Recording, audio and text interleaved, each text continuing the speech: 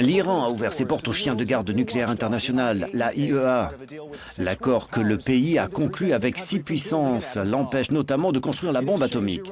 En échange, il commence à récupérer des milliards d'actifs bloqués même si l'embargo commercial est maintenu en attendant la signature d'un accord final. Mais d'après certains, rien n'est joué. L'Iran pourrait continuer à travailler sur la bombe dans des installations souterraines à l'abri des frappes aériennes. La signature de cet accord est à mettre au crédit du président iranien Hassan Rouhani. Mais alors que l'ayatollah Ali Khamenei est toujours le guide suprême, les autorités iraniennes tentent-elles simplement de gagner du temps? Bonjour et bienvenue dans The Network, un débat intense avec ceux qui font l'actualité. Connecté dans cette édition ici au Parlement européen à Bruxelles, Tarja Kronberg, eurodéputée finlandaise écologiste, présidente de la délégation pour les relations avec l'Iran. Depuis le studio d'Euronews à Bruxelles, son Excellence Mahmoud Barimani, ambassadeur iranien près l'Union européenne. Et depuis Vienne, Robert Kelly, chercheur senior associé à l'Institut international de recherche sur la paix de Stockholm. Première question pour Tarja. Un nouveau round de négociations est en cours à Vienne en vue d'aboutir à un accord final. Les autorités iraniennes sont-elles crédibles en matière de transparence sur leur programme nucléaire ou sont-elles juste en train de gagner du temps ? La volonté politique est là, donc j'ai l'impression que l'Iran fait preuve d'un grand sérieux. L'Agence internationale de l'énergie atomique, l'AIEA, et l'Iran collaborent plutôt bien. Il y a quelques points de désaccord.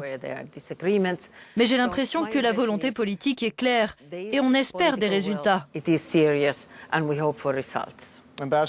Monsieur l'ambassadeur, quel est le degré de volonté politique des deux parties dans ces négociations? Le programme nucléaire pacifique de l'Iran est une composante indissociable des programmes de développement d'ensemble du pays. Ce programme est placé sous la surveillance de l'AIEA et nous sommes absolument sérieux dans la manière dont nous poursuivons ce programme, de manière transparente. Robert, vous êtes à Vienne où les négociations ont lieu. Dans quelle mesure les autorités iraniennes, mais aussi les puissances occidentales, sont-elles sérieuses dans leurs intentions ? Je pense que les autorités iraniennes sont sérieuses. Elles coopèrent avec l'AIEA au niveau du contrôle de l'uranium depuis très longtemps. Elles ont accepté de faire beaucoup plus en autorisant l'agence à contrôler les installations. Et elles ont fait une énorme concession en acceptant de diluer les stocks d'uranium enrichi à 20% qu'elles ont mis un certain nombre d'années à constituer et dont la production leur a coûté des millions de dollars. Ok, il semble que vous soyez tous du même avis. Qu'en est-il des sanctions? Pensez-vous qu'elles devraient être levées désormais? Certains le réclament. Tarja? Pour moi, les sanctions devraient être levées quand on aura un accord final. C'est important que les deux parties, à la fois le groupe des 5+1 et l'Iran, se conforment à cet accord. Et on lèvera les sanctions quand nous aurons un accord final.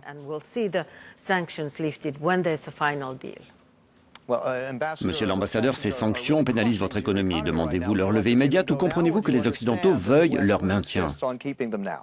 De notre point de vue, les sanctions ont été imposées illégalement et sans justification. Ok, mais Robert, certaines de ces sanctions ont pour but d'empêcher l'Iran d'obtenir des matières nucléaires, double usage, qui pourraient donc servir à fabriquer une bombe. Faut-il encore maintenir les sanctions aujourd'hui? Je pense qu'il faut faire des concessions. Si les Iraniens font ce qu'ils se sont engagés à faire, on devrait leur accorder une forme de contrepartie avant même un accord final. On ne pourra pas y couper. Une levée partielle des sanctions donnerait du crédit au groupe 5+1. Ok, certains sceptiques disent que la situation peut s'inverser, que l'Iran pourrait en réalité poursuivre en secret un programme nucléaire à des fins militaires. Monsieur l'ambassadeur, que répondez-vous à cela? L'Iran n'a pas et n'a jamais eu d'objectif militaire dans ses activités nucléaires.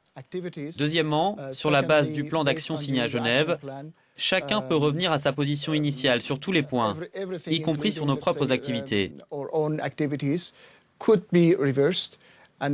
Et troisièmement, les Occidentaux devraient évaluer quel intérêt ils ont tiré des sanctions et ce qu'ils ont obtenu en menant des actions contre l'Iran.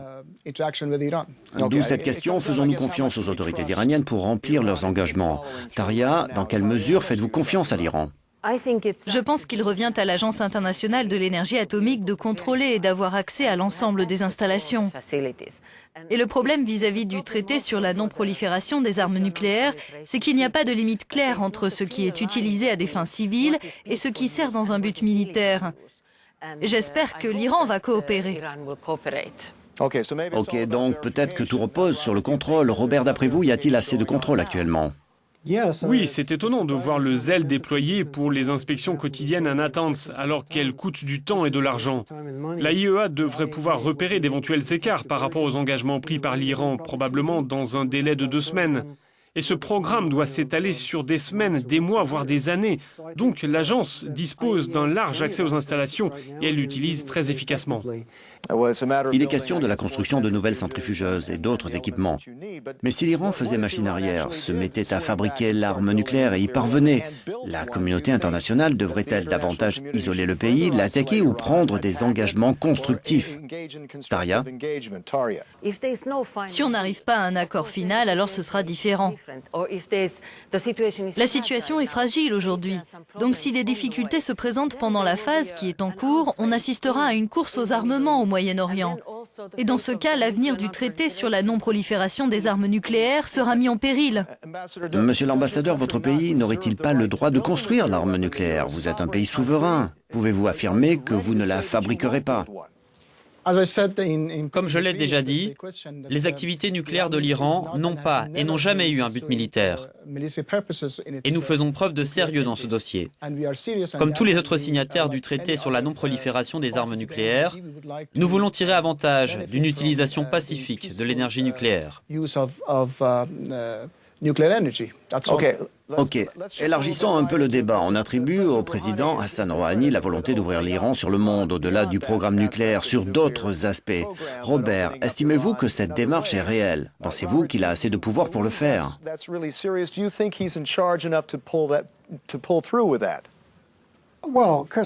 Chris, j'interviens ici en tant qu'ingénieur pour évoquer l'aspect technique des choses. Je ne crois pas être en mesure de dire ce qui est ou non dans la tête d'Hassan Rouhani. Ok, je me tourne vers Taria, c'est à vous. Je pense que l'Iran fait preuve de sérieux sur l'ouverture de sa société sur le monde. Isoler une société dans le monde actuel, c'est très difficile à faire. Cela entrave le commerce, les relations, la sécurité. Donc selon moi, l'Iran est sérieux en matière d'ouverture sur le monde. Mais nous devons aussi de notre côté faire preuve de sérieux en établissant des échanges culturels, des programmes de coopération en matière d'environnement, toutes sortes de collaborations. Monsieur l'ambassadeur, certains disent qu'il y a certes le président Hassan Rouhani, mais qu'en Iran, il y a aussi l'ayatollah Ali Khamenei qui représente la ligne dure. Comment maintenir une politique d'ouverture quand on a 2 dirigeants aussi différents l'un de l'autre?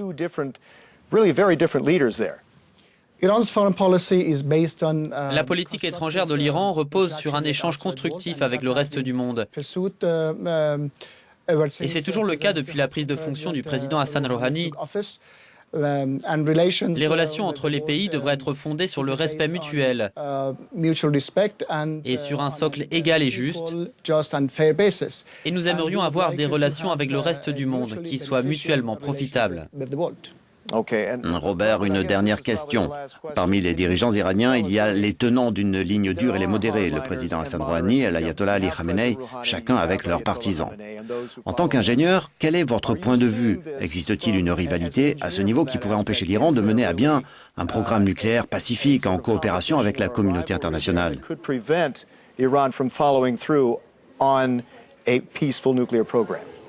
Non, je ne pense pas. D'après moi, le gouvernement a la maîtrise de ce qu'il fait et les ingénieurs et les scientifiques feront ce qu'il leur dira de faire, à savoir certainement respecter l'engagement de suspendre la construction du réacteur d'Arak.